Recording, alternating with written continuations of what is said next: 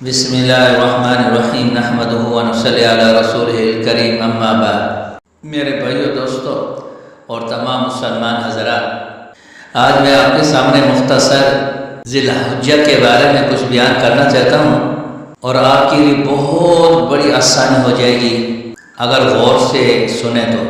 مختصر سا بیان یہ ہے کہ یکم ذی الحجہ سے لے کر 13 ذی الحجہ تک ہم نے کیا کرنا ہے۔ اس میں 6 چیزیں ہیں۔ نمبر 1، یکم ذی الحجہ سے 10 ذی الحجہ کی راتوں کو عبادت کے لیے جاگنا۔ نمبر 2، یکم ذی الحجہ سے 9 ذی الحجہ تک روزے رکھنا۔ نمبر 3، یکم ذی الحجہ سے لے کر قربانی کرنے تک ناخن بال نہ کٹوانا۔ نمبر 4، 9 ذی الحجہ سے لے کر 13 ذی الحجہ تک تکبیریں پڑھنا۔ نمبر 5، قربانی 10 ذی الحجہ سے لے کر 12 ذی الحجہ تک، یعنی 3 دن قربانی۔ نمبر 6، عید کے دن کیا کرنا ہے۔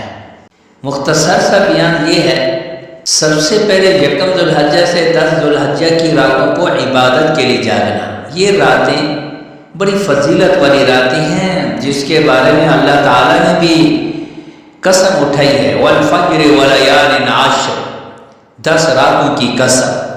فقہاء کرام، مفسرین، محدثین نے یوں فرمایا کہ بھئی یہ 10 راتوں کی قسم اللہ نے اٹھا کر اس راتوں کی اہمیت بیان فرما دی، اور ان راتوں کو جاگنا ایک رات شب قدر کے برابر کا ثواب ملتا ہے۔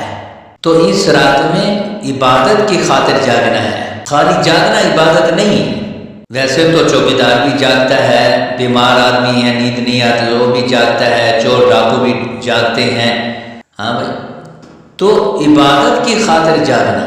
لیکن یہ ضروری نہیں کہ ساری رات جاگے، کیونکہ رات مغرب سے بھائی صبح 7 تک ہوتی ہے۔ کچھ عبادت مغرب کے بعد کر لے، کچھ عشاء کے بعد کر لے، کوئی تہجد کے وقت کر لے، بھائی اتنا ہی کافی ہے بھائی۔ تو عبادت کی مختلف قسمیں، 2 یا 4 رکعت نوافل پڑھ لے بھائی، یا صلاۃ و تسبیح پڑھ لے، اسی طریقے سے قرآن پاک کی تلاوت کر لیں۔ اسی طرح اس عبادت میں تسبیحات ہیں، سبحان اللہ، الحمدللہ، اللہ اکبر، لا الہ الا اللہ، اسی طرح درود شریف، استغفار، اور خاص کر گناہوں سے توبہ۔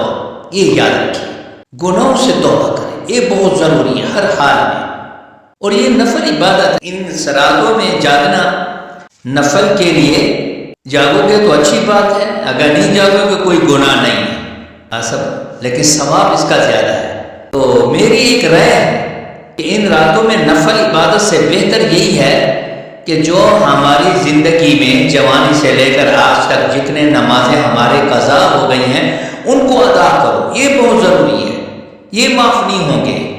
نفل عبادت کرو گے ثواب ہے، نہیں کرو گے گناہ نہیں۔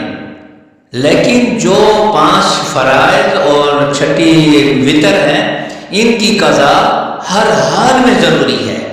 اللہ تعالی ہم سب کو اپنی زندگی میں ان قضا نمازوں کے ادا کرنے کی توفیق عطا فرمائے۔ توفیق تو ہے لیکن ہمت نہیں کرتے، اللہ تعالی ہمیں ہمت کی بھی توفیق دے۔ نمبر 2، یکم ذی الحجہ سے 9 ذی الحجہ تک روزے رکھنا۔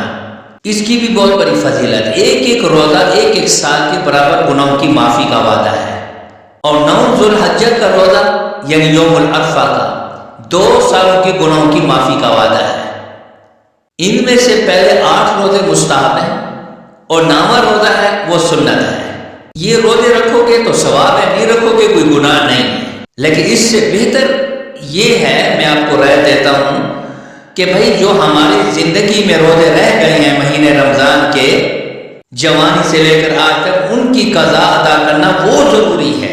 جس طرح میں نے اپنی رات کی عبادت کے لیے نفل عبادت سے بہتر ہے اپنے قضا نمازیں ادا کرو، اسی طرح نفلی روزوں سے بہتر، افضل اور فرض ہے کہ اپنے گئے ہوئے روزے جو ہماری قضا ہو گئے ان کو ادا کرو، یہ بہت ضروری ہے، یہ معاف نہیں ہوں گے۔ اللہ تعالیٰ اس کی بھی ہم سب کو توفیق دے۔ نمبر 3، یکم ذی الحجہ سے لے کر قربانی کرنے تک ناخن بال نہ کٹوائیں۔ یہ بھی ایک مستحب عمل ہے، کوئی فرض واجب نہیں ہے، نہ سنت مؤکدہ ہے۔ اس پر عمل کرو گے بہت زیادہ ثواب ہے. مشابہت ہے ابراہیم و خلیل اللہ علیہ السلام سے بھی اور حاجی حضرات سے بھی مشابہت ہے. بھائی زیادہ تفسیر کی طرف نہیں جاتا. اگر قربانی کرنے والے حضرات ان دنوں میں قربانی کرنے سے پہلے ناخن بال وغیرہ کٹوا لیے تو ثواب میں کمی آئے گی، باقی قربانی میں کوئی خلل وغیرہ نہیں آئے گا. بات سمجھ، کیونکہ یہ عمل مستحب ہے. بعد میں فرمایا سنت غیر مؤکدہ ہے، لیکن اس پر عمل کرنے کا بہت بڑا ثواب ہے، مشابہت ہے. اللہ تعالیٰ توفیق دے. بھائی اگر کسی نے کٹوا بھی لیے ناخن وغیرہ، کیونکہ جمعہ آنے والا ہے، جمعے کا اپنی صفائی ستھرائی کر لو، منگل کو چاند نظر آ جائے گا ذوالحجہ کا. اس پر عمل کرنا چاہیے. اس میں بہت بڑا ثواب ہے، مشابہت ہے. نمبر 4، 9 ذی الحجہ سے لے کر 13 ذی الحجہ تک تکبیریں پڑھنا یہ واجب ہے. مرد عورت کے لیے، امیر غریب چھوٹا بڑا، قربانی جن پر واجب ہے یا نہیں ہے، خواہ وہ مقیم ہے یا مسافر ہے، سب کے لیے ہر فرض نماز کے بعد ایک مرتبہ تکبیر پڑھنا واجب ہے. اور اس کے اندر 5 حکم ہیں وہ بھی واجب ہے. ایک تو انہی تاریخوں میں تکبیر پڑھنا، یعنی 9ویں 10ویں 11ویں 12ویں 13ویں، ان 5 دنوں میں یہی تاریخ. نمبر 2، یہ تکبیر پڑھنی ہے، اللہ اکبر لا الہ الا اللہ، اللہ اکبر وللہ الحمد. اسی طرح نمبر 3، فرض نمازوں کے فوراً بعد پڑھنی ہے، یہ بھی واجب ہے. اس سے پہلے کوئی ذکر نہیں کرنا. جیسے ہی فرض نماز کا سلام پھیریں، خواہ منفرد علیحدہ نماز پڑھنے والا ہے یا جماعت کے ساتھ ہے یا عورت ہے یا مرد ہے، جیسے ہی فرض نماز کا سلام پھیریں فوراً یہ تکبیر پڑھنا واجب ہے. اسی طرح نمبر 4، مردوں کو اونچی آواز سے اور عورتوں کو آہستہ آواز سے پڑھنا واجب ہے. مرد اتنی اونچی آواز سے پڑھیں کہ بھئی کمرے کے اندر اس کی آواز گونجے، اور عورت اتنی اونچی آواز سے پڑھے کہ ساتھ والی عورت اس کی آواز سن سکے. نمبر 5، ایک مرتبہ پڑھنا ہے، 2-3 مرتبہ نہیں. نہ حضور صلی اللہ علیہ وسلم سے ثابت ہے، نہ صحابہ کرام سے ثابت ہے. یہ 5 واجب ہے. اگر ان میں سے ایک ترک ہو گیا تو سارے ترک ہو جائے گے. اس لیے اس کا ضرور خیال کریں. 9 ذی الحجہ سے لے کر یا 9 ذی الحجہ کی صبح سے لے کر 13 ذی الحجہ کی عصر تک یہ تکبیریں پڑھنی ہیں. نمبر 5، قربانی 3 دن ہوگی، 10 11 12، ان 3 دن کے اندر قربانی ہے. پھر قربانی کے بارے میں نے ایک علیحدہ بیان کر چکا ہوں. قربانی کن لوگوں پر واجب ہے اور کن پر واجب نہیں ہے، اس کی وضاحت میں کر چکا ہوں. نمبر 6، عید کے دن کیا کرنا ہے. عید کے دن صبح سویرے اٹھو گئے، بات سمجھ میں، کیونکہ عید الاضحیٰ ہے جس کو ہم بقرعید کہتے ہیں. غسل کریں، اگر بوڑھے ہیں بیمار ہیں تو غسل نہ کرو، وضو کر لو. نئے کپڑے پہنو، اگر نئے کپڑے نہیں ہیں تو پرانے اچھے صاف ستھرے استری والے کپڑے پہنیں، سواک کریں، وضو کریں، خوشبو لگائیں. نبی اکرم صلی اللہ علیہ وسلم عید الاضحیٰ میں کچھ کھا پی کر نہیں جاتے تھے، جبکہ عید الفطر میں میٹھی چیز کھا کر جاتے تھے، چھوارے وغیرہ، لیکن عید الاضحیٰ میں کچھ نہیں کھاتے تھے. جب عید نماز پڑھ کے آتے تھے اپنے قربانی ذبح فرماتے تھے، اس کے بعد ان میں سے وہ کھاتے تھے. عید کے دن نوافل نہیں پڑھنے یعنی اشراق. اسی طرح عید کے دن روزہ نہیں رکھنا. سال بھر میں اس امت کے لیے 5 روزے رکھنا منع ہے اور ناجائز ہے. بعد میں فرمایا حرام. ایک عید الفطر کا روزہ، یکم شوال، اور 4 ذی الحجہ کے روزے، 10ویں 11ویں 12ویں 13ویں، یہ 5 روزے پورے ہو گئے. 4 روزے ذی الحجہ کی، 1 روزہ شوال کا. سال بھر میں ہاں بھائی یہ روزے نہیں رکھ سکتے آپ، منع.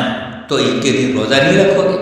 اسی طرح عید کے دن بعض لوگ کہتے ہیں کہ ہمارا فلاں فوت ہو گیا، ہم نئے کپڑے نہیں پہنتے، ہم عید نماز کی خوشیاں نہیں کرتے. بھائی یہ جہالت ہے، جہالت ہے. بھائی فوت کی تو لگی رہتی ہے، وہ تو کل نفس ذائقۃ الموت تو اپنی جگہ پر ہے، مگر عید تو ایک مستقل ایک عبادت ہے. یہ تو ہمارے مسلمانوں کے لیے بہترین خوشی کا دن ہے.